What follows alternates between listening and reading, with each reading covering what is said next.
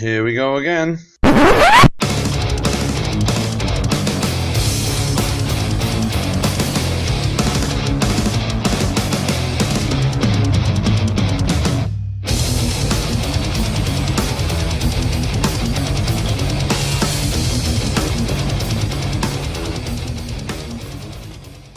Get your trousers on. You're nicked. Hello, you wonderful people. This is Pete from Cine-Podcast, welcoming you to a brand new show. This is a new podcast, the Cine-Podcast. I tried this a couple of years ago and it didn't really work, but I've decided to give it another go and see how far we get. I did a little test, 15-minute test thing yesterday, which is up on SoundCloud, where you can listen to it. It will be available on the website as well, and on the Facebook page too, via a link. But yesterday, when I tried it, I did it just straight off the cuff. I didn't bother writing a script or having any notes or anything. And while it did come across as a bit natural, it just seems that I was rambling about nonsensical stuff. Well, it wasn't nonsensical, but I just went on and on and on and on and on and on. So I've decided that little test was partially successful. So I've decided to go whole hog on this one. Excuse me, I'm just getting over a cold and so I'm a little bit bunged up, so I might cough, but I'll try and edit the coughs out. So I decided to go whole hog on this. This is going to have a theme, this episode. And yes, this time I do have some notes.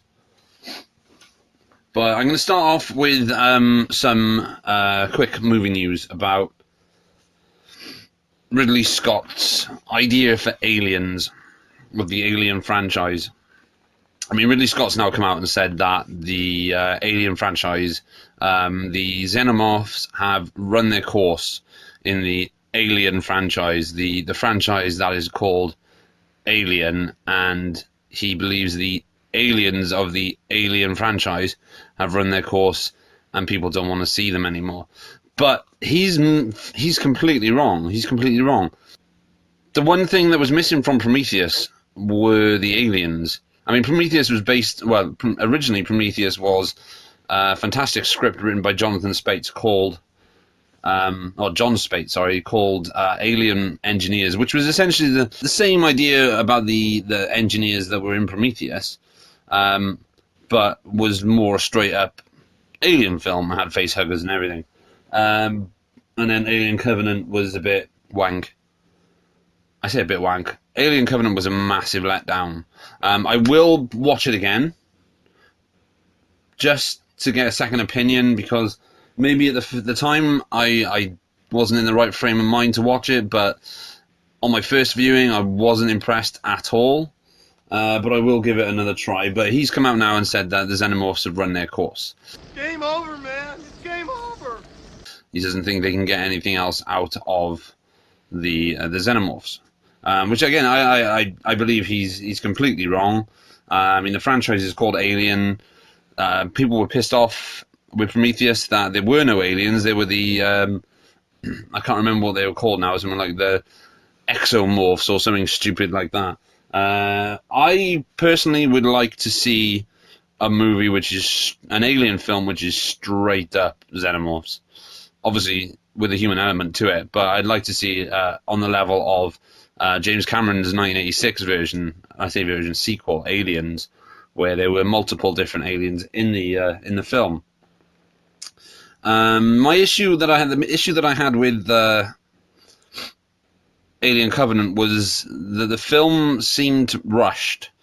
There didn't seem to be any care put into the actual plotting of the film. It was there. To me, it just seemed like Ridley Scott made Alien Covenant to spite Neil Blomkamp, who was going to make Alien 5 with Sigourney Weaver and Michael Biehn, but that obviously got cancelled when Ridley Scott announced that he was going to make Covenant. So for me, Covenant is a bit of a lazy film. It focuses far too much on Michael Fassbender's characters, the two androids, David and I can't remember the second name. Let's call him Alphonse. David and Alphonse. No, Walter. There we go. It's David and Walter with the two androids, both played by Michael Fassbender. Focuses far too much on them, and the twist on the origin of the xenomorphs was a bit of a. I don't know. I didn't like it. It kind of undoes the mystery of Alien 3 and Alien Resurrection. To me, Alien vs. Predator was a better film than Alien Covenant. But like I said, I need to watch Alien Covenant again. But I don't think that Ridley Scott is correct in assuming that fans have had enough of the Xenomorph and there's nothing much more they can do with it. There's a lot they could do with it. Whether or not Walter Hill and David Suchet have anything else to say about that, because they're still the franchise producers.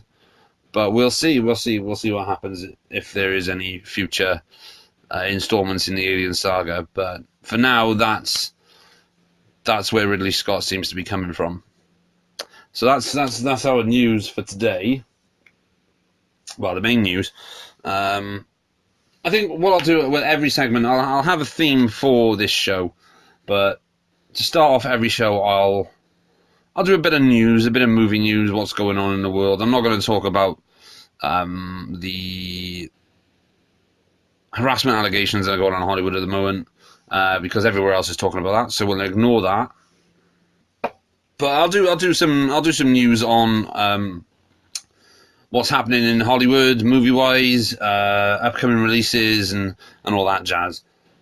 And, so like I said, each episode is going to be themed, with a little bit of movie news at the beginning, and it's going to be interesting. It's going to be interesting. I'm doing this by myself. I've not got a co-host. I'm just sat here in front of a microphone with a couple of pages of notes. No script. And yeah, we'll see how it goes. I mean, like I said, this is the first full, proper episode of the Cine-Podcast.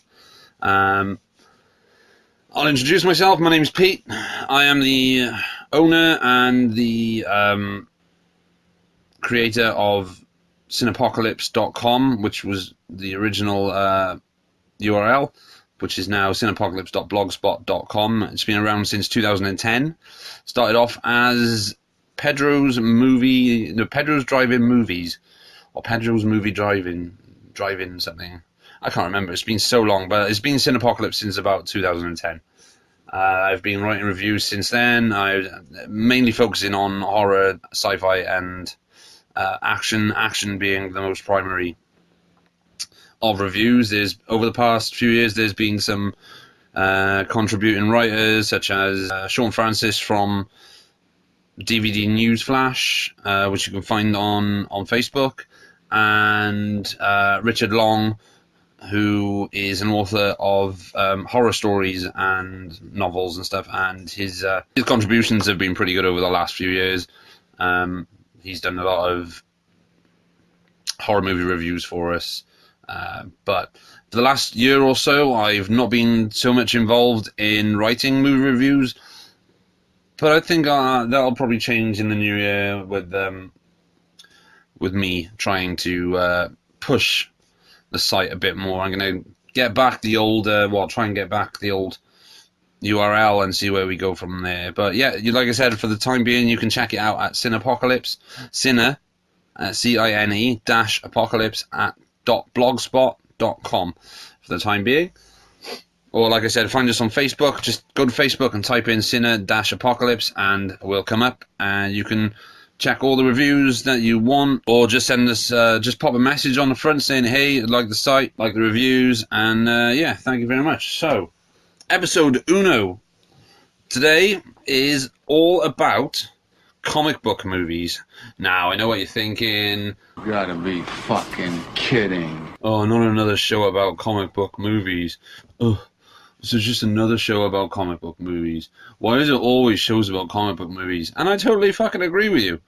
And, like, the reason I've done this is because the amount of comic book movies that are coming out and the quality of those films differs. I myself am not a huge fan of comic book movies. I've seen them, I've watched them, but I have a lot of issues with them. It was fun when it started, but now it's got to a point where cinema's dead. Cinema's dead. Stop! He's already dead. Unless you're a 120 million or 150 to 200 million dollar budget movie, you're not going to get a film in the cinemas. If you do, it's only going to be for a limited run, or no one's going to see it. So unless you're a big budget studio comic book summer blockbuster movie, then yeah, cinema's dead. Cinema's just like it's dead for me. I used to love going to the cinema, but now because it is just full of these shiny bang bang comic book spectaculars, I've kind of given up on cinema. But we're going to have a look at 5. These are 5 that I have chosen that have been released in the last 2 years, so 2016, 2017. Some of them, there's 2 on here that I rate very highly, and the other 3 I have some issues with. The first one, and we're going to jump right in, is Marvel's Civil War, or as I like to call it, Iron Man 4, or Avengers 3.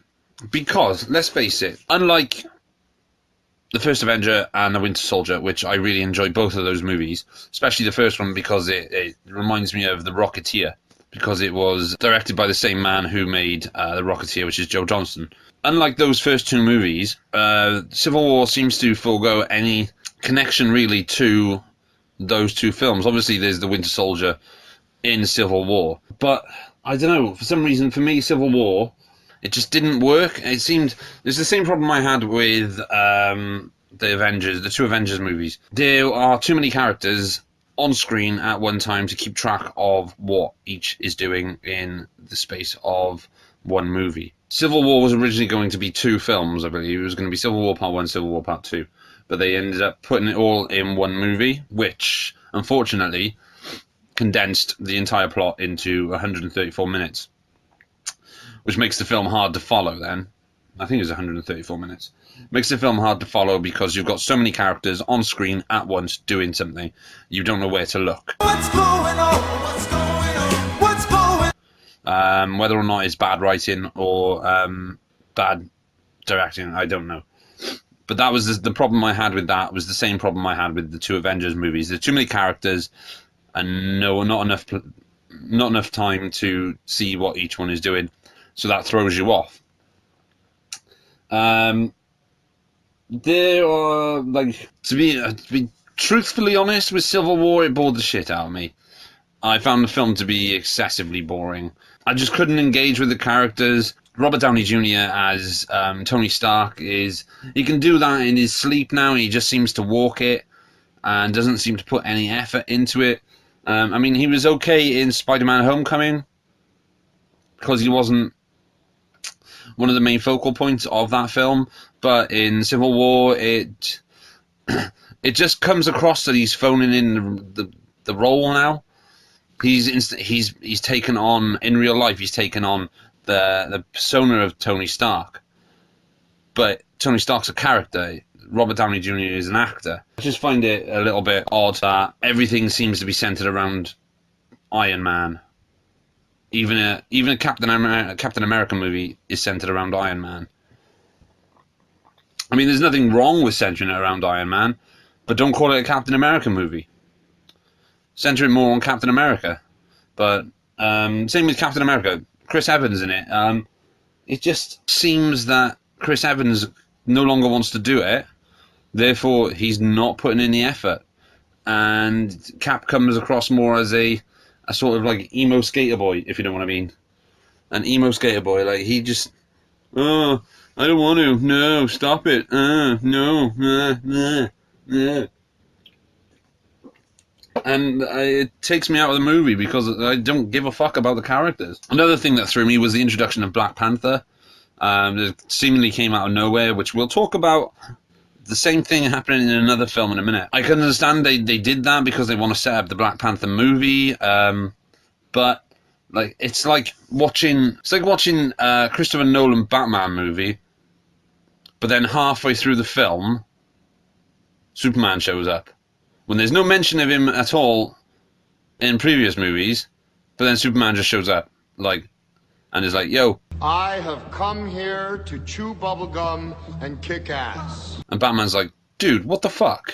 Like, this is my movie. You've got your movie. Fuck off. But like that, it just for me, we were introduced to Ant-Man, Spider-Man. We've been introduced to maybe not this iteration of Spider-Man, but we all know Spider-Man from the 3 Sam Raimi movies and the 2 Andrew Garfield films. And this was before Homecoming came out, which Homecoming's not on this list because to me, Homecoming is probably the best Spider-Man film since Spider-Man 2, the Sam Raimi version. And yeah, so the introduction of Black Panther it felt forced and not natural.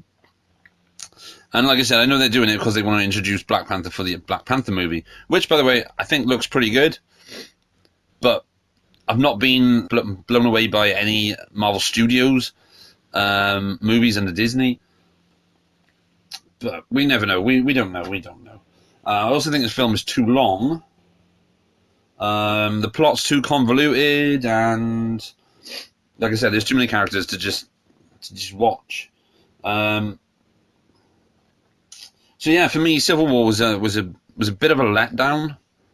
I mean, it's not to say that it's a terrible film. It's not a terrible film. It's a competently made film, visually.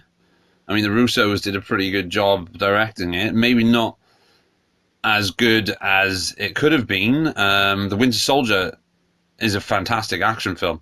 Has some of the best action sequences I've seen in a comic book movie for a long time. Of that magnitude, obviously. But I don't know. For me, Civil War was a step down from the Winter Soldier.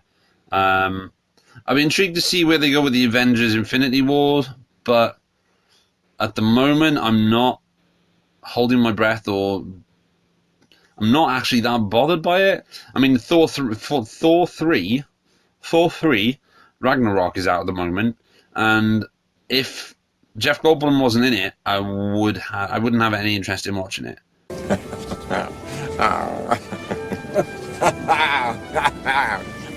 I disliked the first 2 Thor movies. I just thought they weren't very well made films. I never thought Thor was that good a character anyway. He could have been a much better character.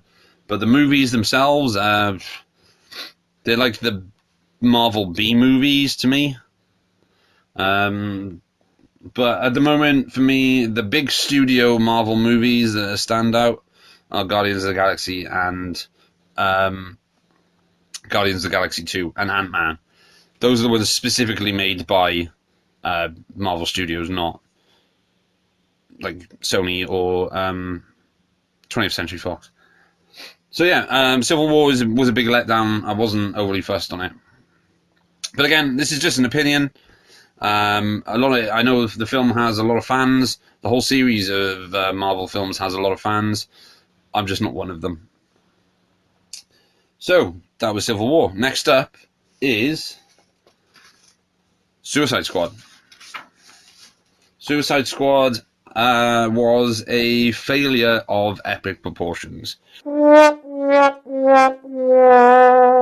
How could it fail? Quite easily. When you look at the characters, you've got Deadshot, you've got the Joker, you've got Killer Croc, you've got Dutch RoboCop, and you have the dude who's like the DC version of the Human Torch, and also the Joker. Did I say the Joker? I may have already said the Joker. But Deadshot, Harley, the Joker, Killer Croc, Human Lighter Man, and Dutch RoboCop. Pretty decent characters, but not film-leading characters. not characters you would expect to headline a film. Maybe Harley could, yes, because that's the kind of character she is. But what happens? The film's botched because the plot's shit. Okay, let me start by saying David Ayer, the writer and director of Suicide Squad, is a good director. He's a good writer. I mean, he wrote Training Day. He wrote and directed Harsh Times. He wrote and directed probably one of the best cop films since the 70s, which is End of Watch. Get your trousers on. You're nicked.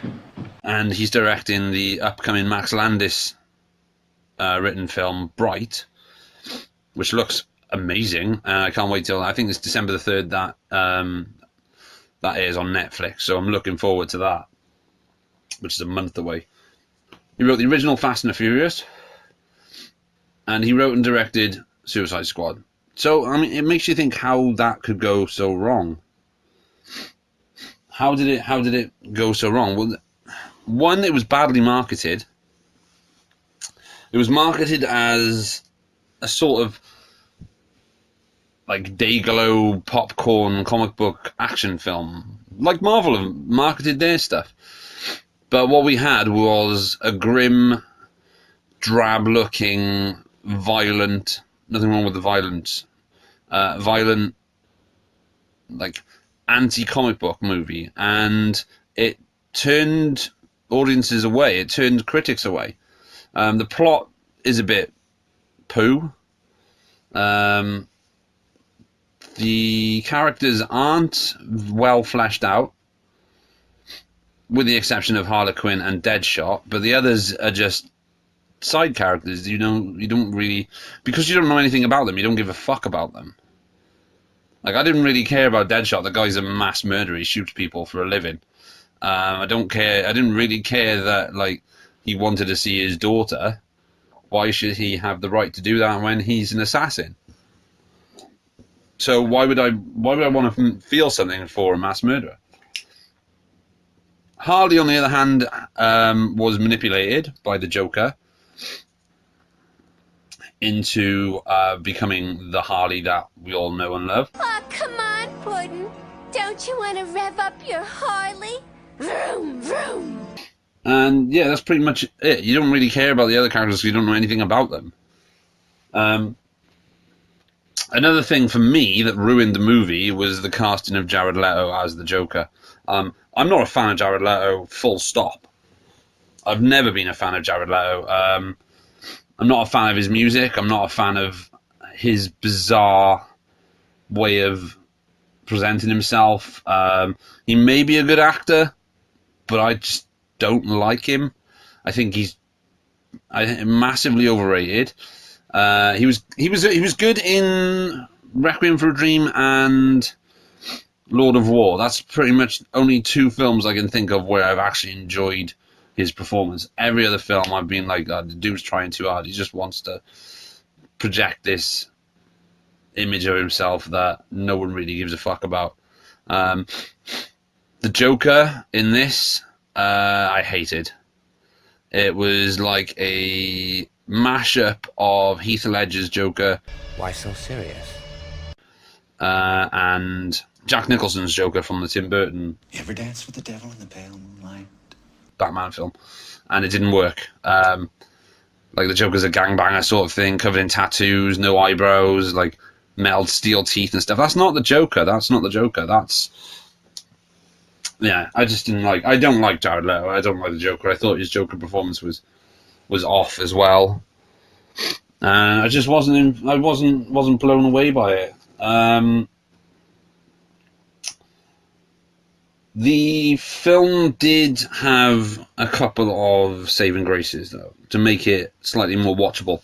The performances of Will Smith as Deadshot and Margot Robbie as Harley Quinn are the only two performances in the film that are worth watching. Viola Davis is in it, but she's not in much of it. But she's pretty good.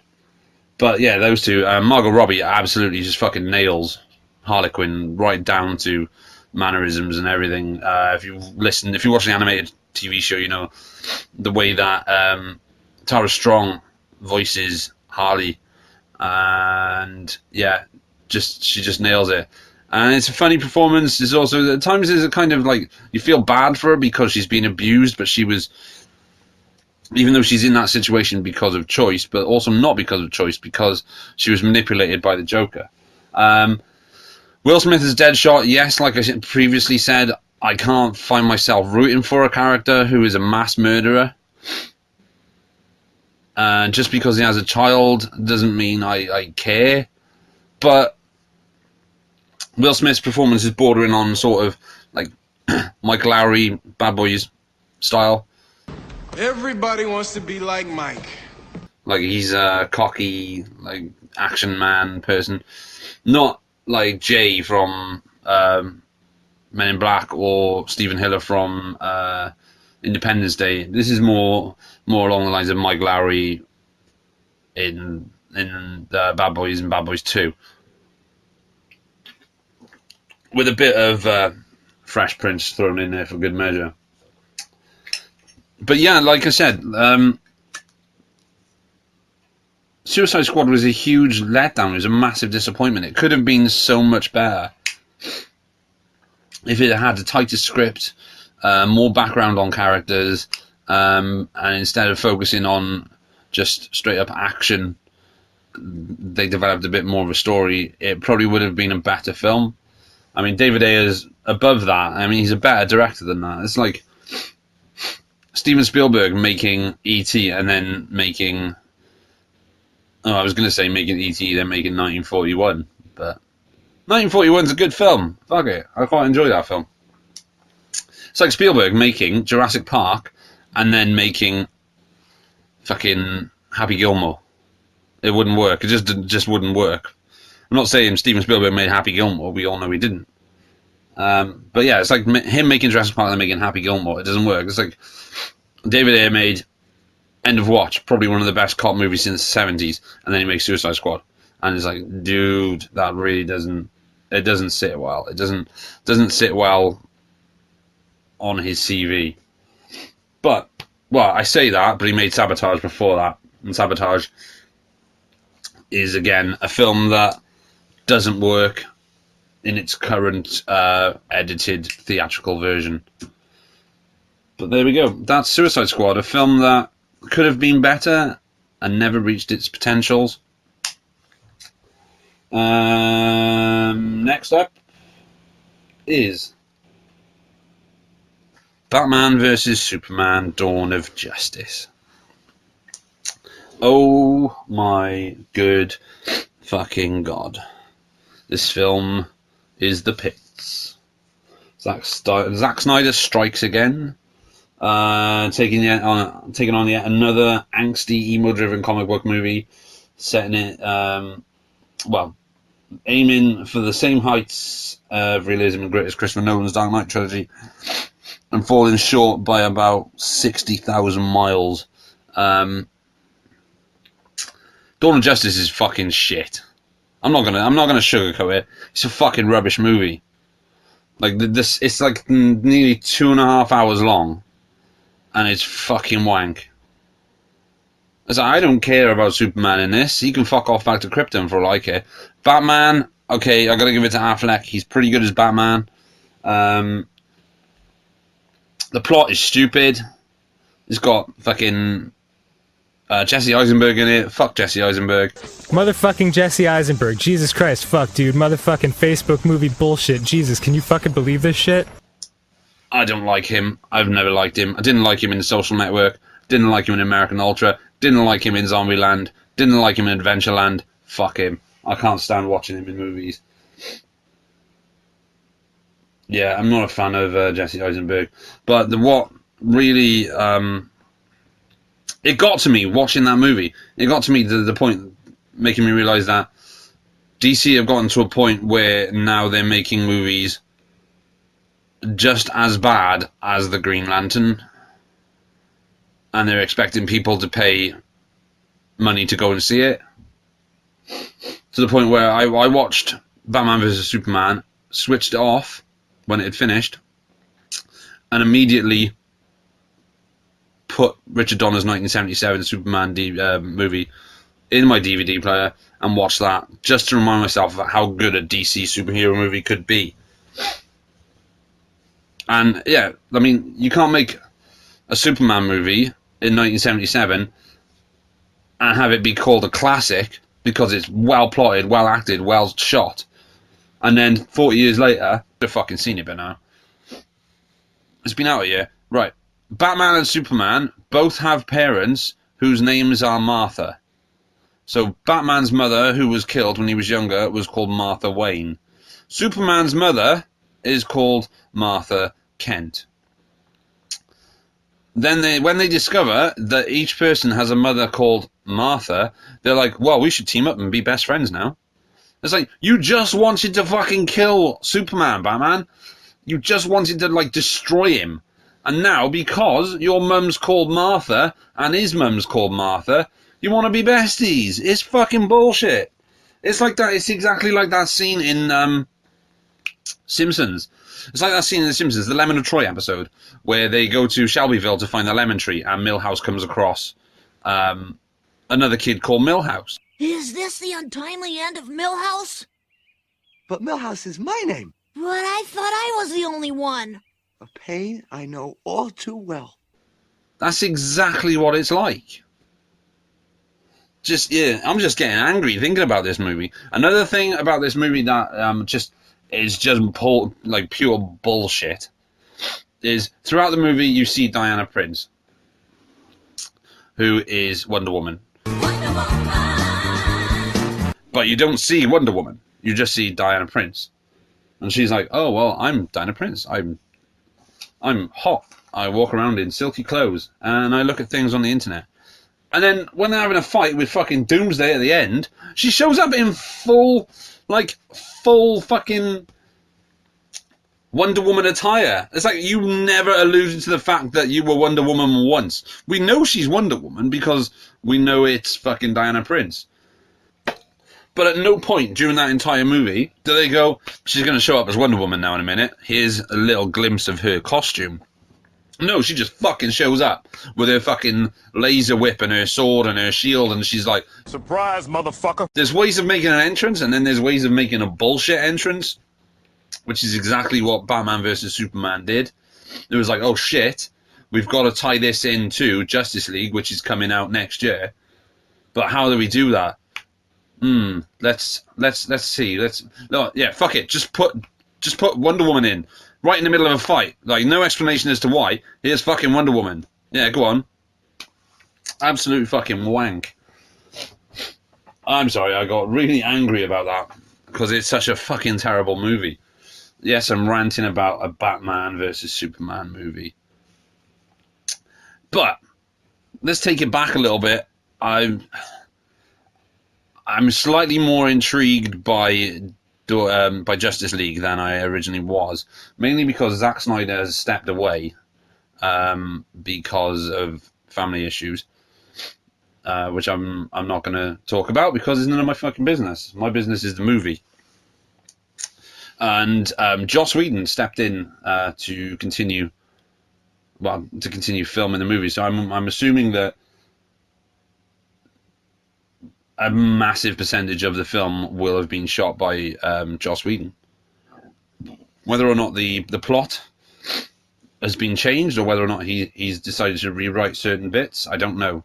But his involvement kind of makes me a little bit more intrigued to watch it. I mean, like I previously said, I wasn't a fan of the first two Avengers movies, which is true, I wasn't. But they were competently made. I mean, the guy created Firefly, he created Dollhouse, he created Buffy the Vampire Slayer, he wrote Alien Resurrection, he wrote Toy Story, Serenity is a fucking brilliant movie, probably one of the best space operas, sci-fi movies that you'll see outside of Star Wars or Star Trek. And he co-wrote Cabin in the Woods, which is one of the best horror movies. Well, I wouldn't even say it's a horror movie, because it's not. It's more of a sci-fi comedy parody of deconstruction of horror films. But yeah, Joss Whedon's involvement kind of makes me kind of intrigues me more than Zack Snyder's involvement was. But I'm not gonna rag on fucking Batman vs Superman anymore. It's a wank film. Everyone knows this piece of shit. Where are we? I'm just looking through my notes because I've bulleted all these. I'm trying to find out. I'm going to say this last thing about Batman vs Superman and Zack Snyder. Zack Snyder as a filmmaker, he doesn't seem to know plot.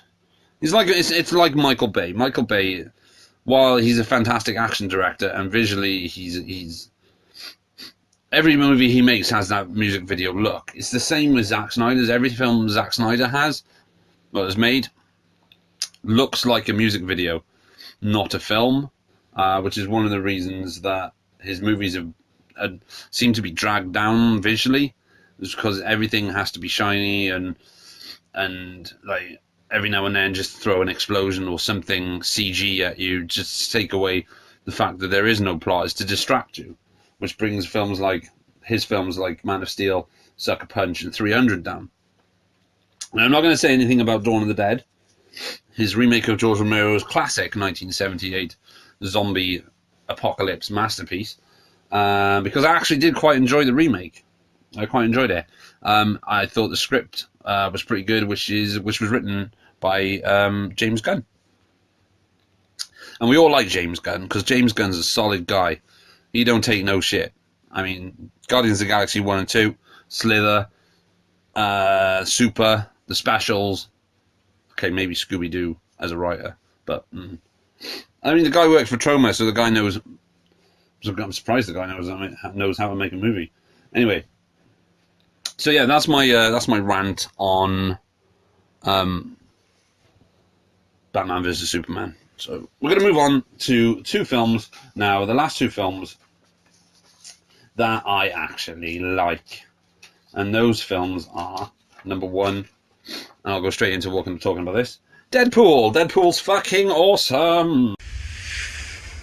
Oh, I'm touching myself tonight. I'll admit, I fucking love Deadpool. I think it's a great film. This is what you get when you push for an R rating with a studio and you have you take a lower budget to get that R rating. You have the second highest grossing R-rated film of all time since Mel Gibson's, just behind Mel Gibson's Jesus biopic. Is it a Jesus biopic? It's a Bible movie, for fuck's sake. The Passion of the Christ, which is still currently the highest grossing R-rated film of all time.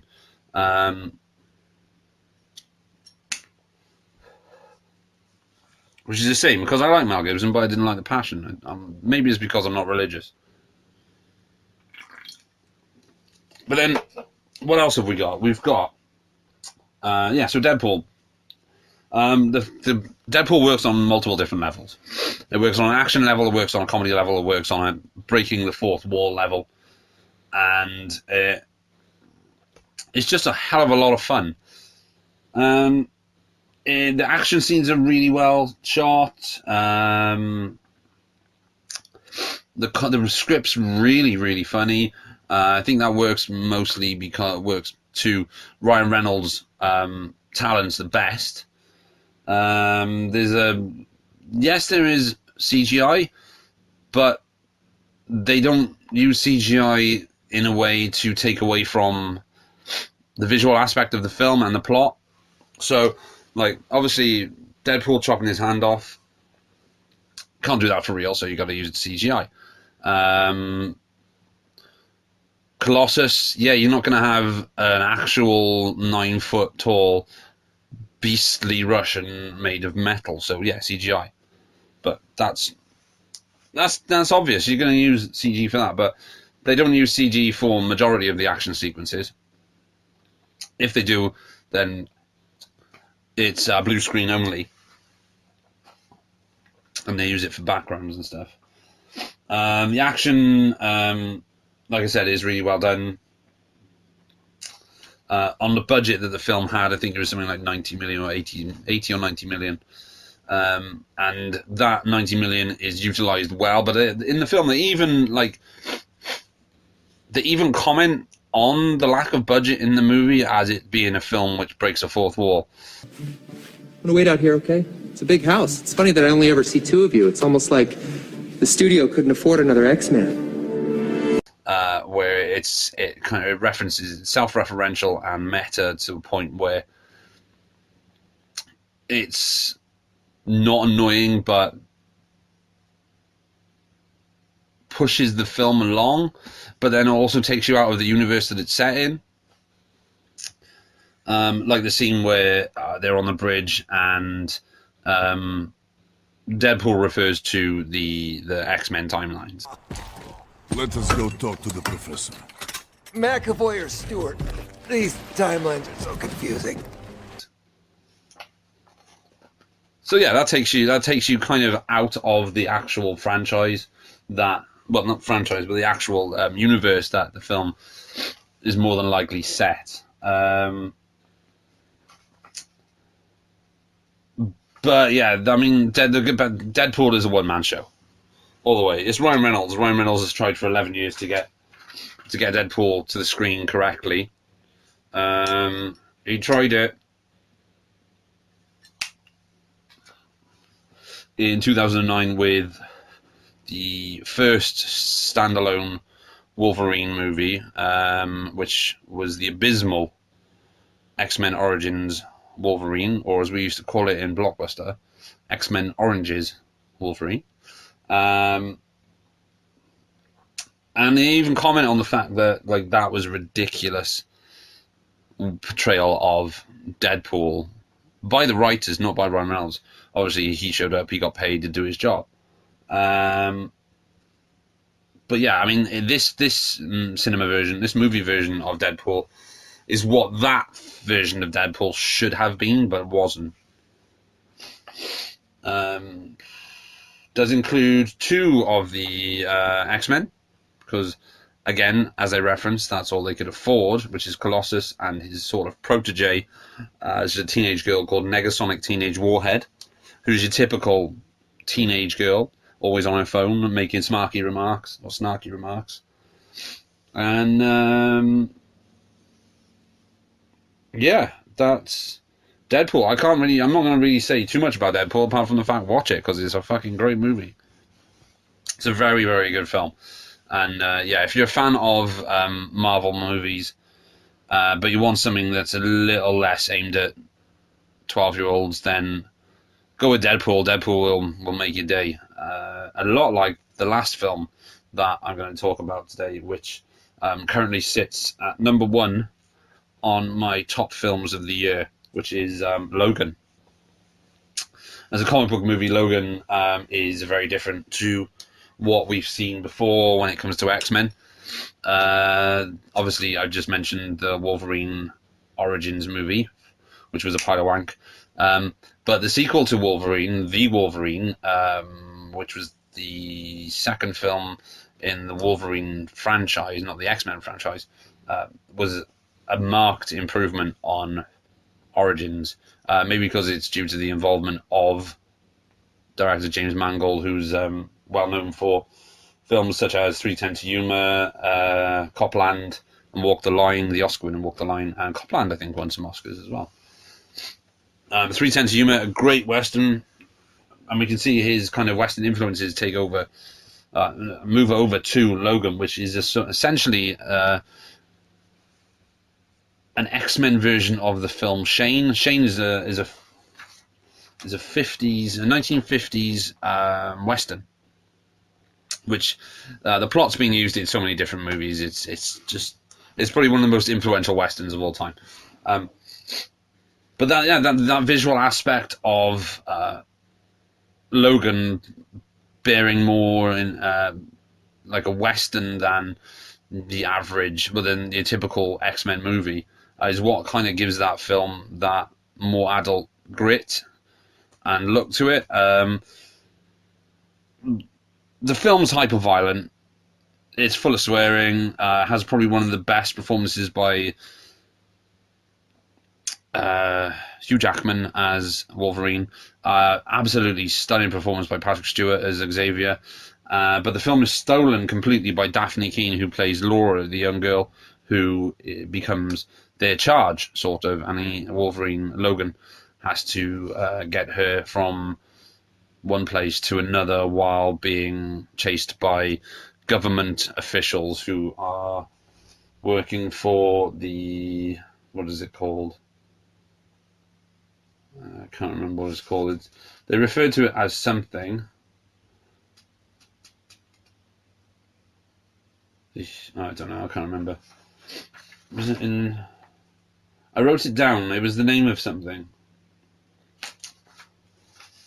Oh, I can't remember now. Anyway, but Logan for me is just a stunning movie. It's an adult film. It's not an adult film. It's an adult comic book movie.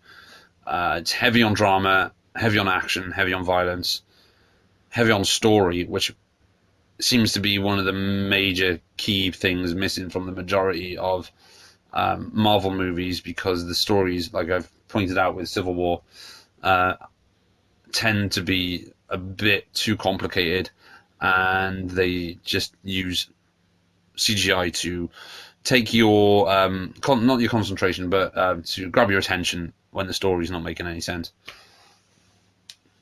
But Logan is a fantastic film. Like I said, it's currently number 1 on my best films of the year.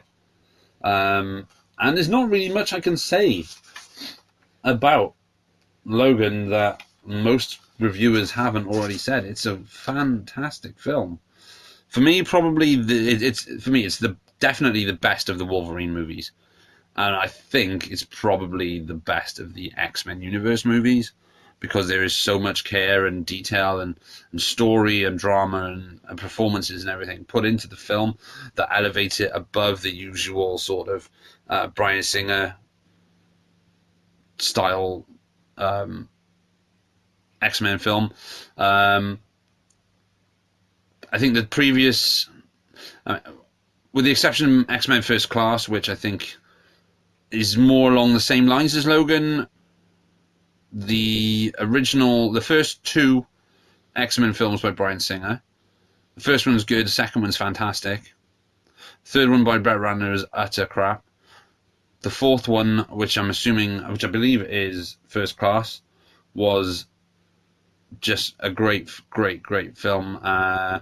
Breathed new life into the franchise.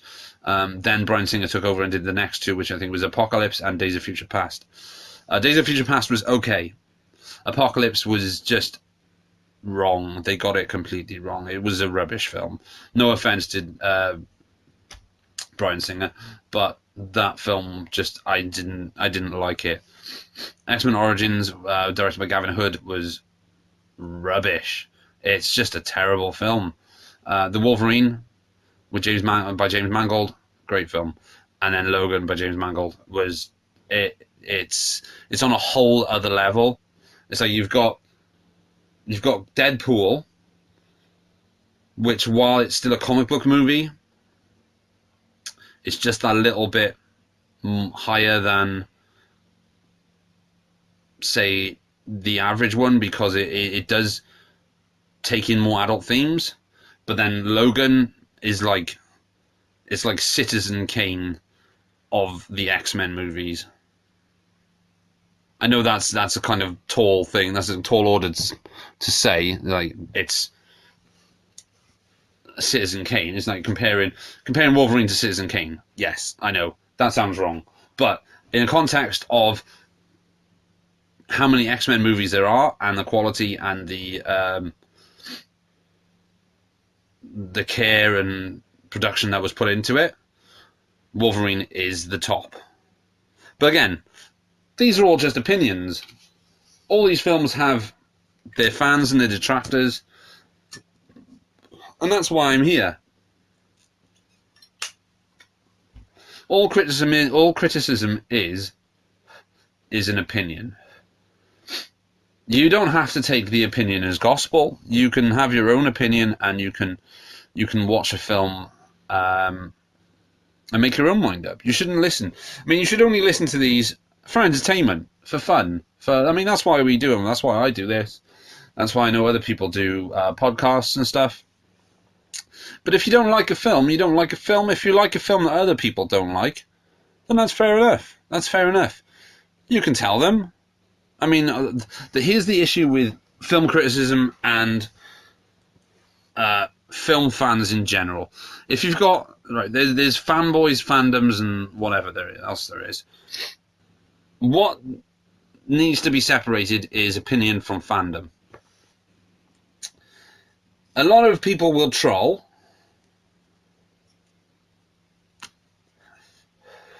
And make out that your opinion is wrong. But their opinion, it gets to a point where their opinion doesn't really matter because they're not making a case for their opinion. But like I said, opinions are opinions. They're not meant to be accepted. You're supposed to be able to make your own mind up. That's the whole point of free will.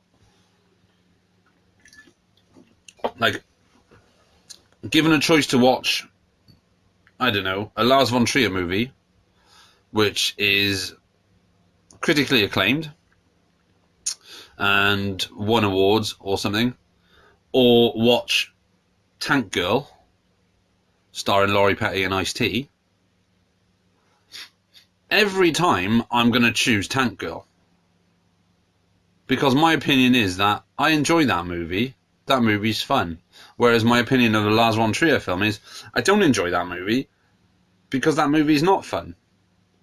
When I watch a film, I like to be entertained. When the film doesn't entertain me, then my opinion is this: that film's not very good. But then what might not entertain me might entertain someone else. So that's all film criticism is. It's opinions. Opinions aren't supposed to be taken. They're supposed to be listened to. Some people can agree with it, some people can't.